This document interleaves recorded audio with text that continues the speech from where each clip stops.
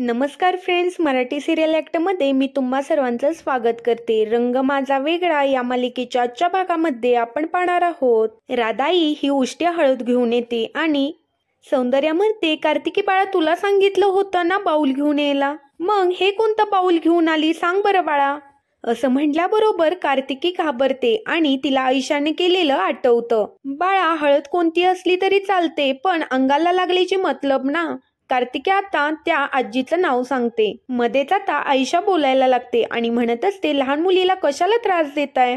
आता आणले ना हळद, लवकरात लवकर हळद लावून घ्या बरं, हळदीचा कार्यक्रम उरकून घ्या। सौंदर्या म्हणत असते, त्रास नाही हो, पण हे का घडलं हे कळायला पाहिजे ना। राधाई म्हणत असते, जाऊ दे, आपण आता हळद लावून घेऊया। सौंदर्या त्यावर म्हणत असते, देवकडे तुम्ही आलात ना हळद पहिल्यांदा घेऊन, मग तुम्हीच पहिल्यांदा हळद लावा, तो मान तुमचा, असं सौंदर्या ही राधाईला म्हणत असते।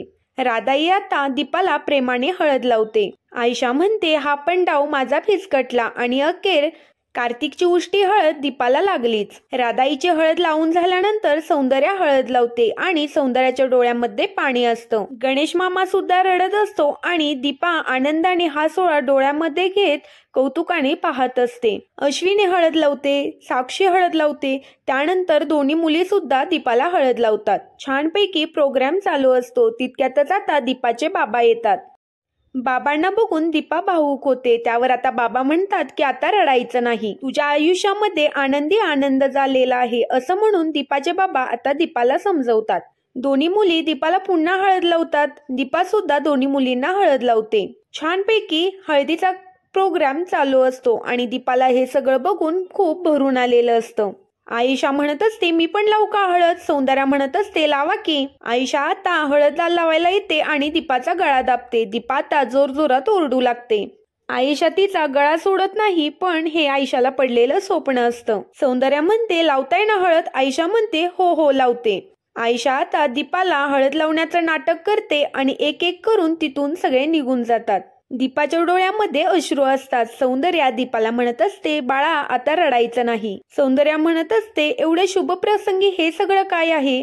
दीपा म्हणत असते, आई हे आनंद अश्रू आहेत। हा असा दिवस आला आहे ना, मला खूप आनंद झालेला आहे, पण ही बसलेली घडी अशी परत विस्कटायला नको। सौंदर्या म्हणत असते की बाळा काही सुद्धा होणार नाही, विठोबाची कृपा आहे तुझ्यावरती, ही बसलेली घडी पुन्हा कशी काय विस्कटेल? फक्त तुला आता आनंद आणि आनंदच मिळणार आहे। मी ईश्वर चरणी प्रार्थना करते, जे काही विघ्न यायचं आहे ते आता माझ्या वाटेला येऊ देत। दीपा म्हणत असते, नाही आई, मला आता सगळ्यांच्या आयुष्यामध्ये आनंदी आनंद हवा आहे, कोणीही दुःखी राहायचं नाही, सगळ्यांच्या आयुष्यामध्ये आनंद येऊ देत।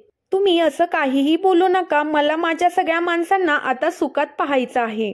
आयशा आता विचार करत असते, तुझ्या लग्नामध्ये कसं विघ्न येत नाही ते मीच बघते आणि तुझ्या लग्नामध्ये विघ्न मीच आणणार। दीपाला आता सगळ्यांचं सगळं चांगलं व्हावं हीच तिची इच्छा असते। तोपर्यंत तिथे दीपिका येते आणि दीपिका म्हणत असते की ग्रँडमा, मला तुला एक महत्वाची गोष्ट सांगायची आहे। मी तुझ्यासोबत आज लवकर येणार आहे आणि मला एक सरप्राईज द्यायचं आहे। सौंदर्या म्हणत असते, काय आहे ग सरप्राईज? दीपिका म्हणते, अगं ते सरप्राईज आहे, कसं सांगायचं? सौंदर्या ठीक आहे म्हणते आणि दोन्ही मुलींना घेऊन तिथून आता निघते। आयशाला आता सौंदर्या म्हणत असते, सगुणाताई निघायचं ना? आयशा म्हणत असते, हो हो चला निघायचं। दीपा आता भरल्या डोळ्यांनी सगळ्यांचा निरोप घेते, तर इकडे श्वेताला मुलाकडे बघायला सुद्धा टाइम नसतो। श्वेताचे वडील आणि तिची आई ते आलेले असते। श्वेता म्हणते, अरे वा, तुम्ही एवढ्या लवकर आलात पण? याच्यावरती श्रीरंगराव म्हणत असतात, बाळा एवढी चिडचिड बरी नाही हं। श्वेता म्हणते, मग काय करू? चिडचिड नको करू तर मी कॉपी घेऊन येते, म्हणून श्वेता असं म्हणून आत जाते। राधाई म्हणत असते, तुम्हाला थोडी दगदग झाली आहे ना, तुम्ही आराम करा बरं। श्रीरंगराव आता म्हणत असतात, आराम कसला? मुलीच्या लग्नामध्ये आराम नाही हं। दीपाचं आता सगळं चांगलं होतंय ना, आता मी भरून पावलेलो आहे, मला इतका आनंद होतोय ना, मी ह्या क्षणाची वाट पाहत होतो। राधाई म्हणत असते, हो खरंच आहे, त्या दोघांमधला गैरसमज दूर झाला हेच खूप महत्वाचं आहे, पण या सगळ्याच्या मुळाशी जायला हवं का? हे सगळं कोणी केलं आणि का केलं म्हणून? राधाई स्वतःचा गुन्हा कबूल करण्याच्या तयारीमध्ये असते। तेवढ्यातच आता तिथे श्वेता येते। श्वेता म्हणत असते, मम्मा काय चाललं आहे तुझं? कोणी केलं, काय केलं, या गोष्टीला महत्व उरतच नाही, तू या सगळ्या गोष्टीच्या का मुळाशी जायचा प्रयत्न करतेस? आता या सगळ्या गोष्टी सॉर्ट आउट झालेल्या आहेत. दीपाचे बाबा म्हणत असतात, हो तू आता जास्त त्यावरती विचार करू नकोस. असं म्हणून आता दीपाच्या बाबांना दत्ता नावाच्या कोणाचा तरी फोन येतो, त्यामुळे ते तिथून बाहेर जातात. श्वेता आता आईला म्हणत असते की तुला सांगितलं आहे ना नको नको ते बोलू नकोस, मग तू आता काय हिंट देत होतीस बाबांना? मला माहित आहे तुला बाबांना काय सांगायचं होतं, पण तू एक आता काम कर, बाबांना सगळं सांगून टाक बरं. श्वेताची आई म्हणत असते, अगं खरंच मी बाबांना काही सुद्धा सांगत नव्हते. श्वेता म्हणत असते, नाही नाही तू आता सांगूनच टाक.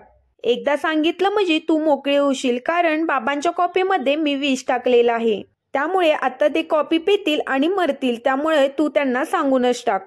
आता मात्र राधा चिडते आणि म्हणत असते, काय नीच मुलगी आहे, किती अजून खालच्या पातळीला जाशील?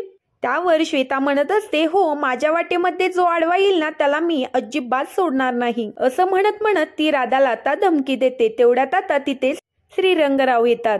राधा आता तिथे नको म्हणत असते, परंतु श्रीरंगराव ती कॉपी पितात. कॉपी पितात श्रीरंगरावांच्या छातीमध्ये दुखायला लागतं आणि ते म्हणत असतात, राधा राधा, घशाला हात लावतात आणि ते खाली पडतात. राधा म्हणत असते, काय झालं, पण ते रिस्पॉन्सच देत नसतात. आता हे राधाला पडलेलं स्वप्न असतं.